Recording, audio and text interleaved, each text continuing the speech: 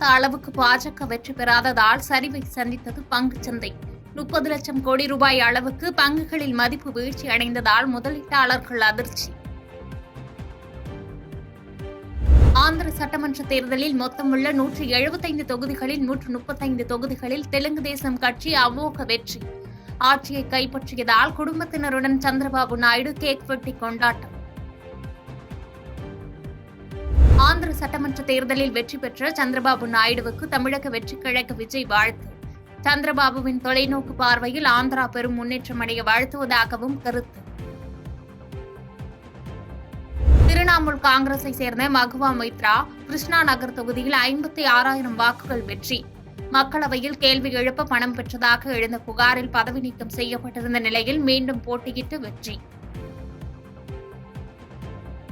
பீகாரில் போட்டியிட்ட 5 இடங்களிலும் வென்றது சிராக் பாஸ்வான் தலைமையிலான லோக் ஜனசக்தி கட்சி. 3 ஆண்டுகளாக தடுமாறிய நிலையில் பாஜகவுடன் கூட்டணி சேர்ந்து 100% வெற்றி. இலங்கை, நேபாளம், பூட்டான், மாலத்தீவு நாடுகளின் தலைவர்கள் பிரதமர் மோடிக்கு வாழ்த்து. மொரிஷியஸ், இத்தாலி ஆகிய நாடுகளின் தலைவர்களும் வாழ்த்து தெரிவித்தனர். மக்களவைத் தேர்தலுக்கான வாக்கு எண்ணிக்கை முடிந்தாலும் நாளை வரை தேர்தல் நடத்தை விதிகள் அமலில் இருக்கும். தமிழக தேர்தல் அதிகாரி சத்யபிரதா சாஹூ தகவல்.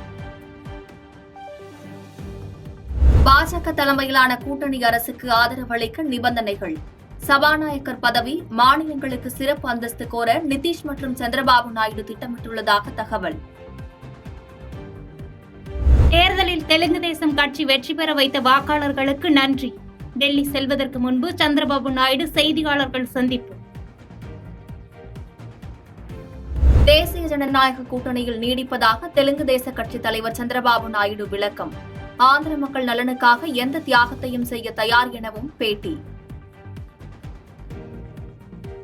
பாஜகவில் தனி பெரும்பான்மை பெறாததால் பிரதமர் பதவியிலிருந்து மோடி விலக வேண்டும். பாஜக மூத்த தலைவர் சுப்பிரமணிய சுவாமி வலியுறுத்தல். எம்பியாக தகுதி பெற முடியாதவர் தலைவராக நீடிப்பது பாஜகவுக்கு நல்லதல்ல. அண்ணாமலைக்கு கனிமொழி பதிலடி. இந்தியா கூட்டணி கட்சி தலைவர்கள் இன்று மாலை ஆலோசனை. கூட்டத்தில் பங்கேற்க டெல்லி புறப்பட்டார் முதலமைச்சர் மு.க.ஸ்டாலின். போட்டியிட்ட 2 தொகுதிகளிலும் தனி சின்னத்தில் வெற்றி பெற்ற விசிக. மாநில கட்சிக்கான அங்கீகாரம் கிடைக்க உள்ளதாக திருமாவளவன் பேட்டி. மக்களவைத் தேர்தலில் 8 விழுக்காட்டிற்கு மேல் நாம் தமிழர் கட்சி தேர்தல் ஆணையத்தால் அங்கீகரிக்கப்பட்ட மாநில கட்சியாக மாறுகிறது. T20 உலகக்கோப்பையை வெற்றியுடன் தொடங்கும் முனைப்பில் இந்தியா. முதல் போட்டியில் அயர்லாந்து அணியுடன் இன்று மோதல். பாதகம் செய்பவரை கண்டால் நாம் பயங்கொள்ளலாகாது பாப்பா.